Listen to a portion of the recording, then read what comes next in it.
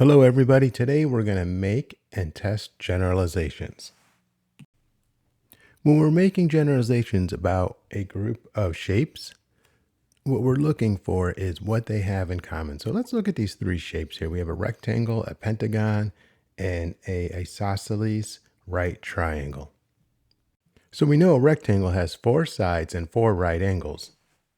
So what's a generalization that I can make about these three figures? If I take a look at all of them, I notice I see some right angles here. So our rectangle has four right angles. Our pentagon has two right angles. And our triangle, which is an isosceles right triangle, has one right angle. So I could make the statement that all these figures have at least one right angle. I could also say that they have the same number of angles as sides. So a rectangle has four sides and four angles, a pentagon has five sides and five angles, and a triangle has three sides and three angles. So those are two general statements I can make about this group of figures.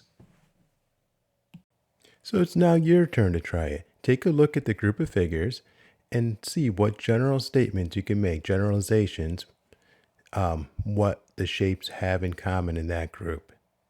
Good luck.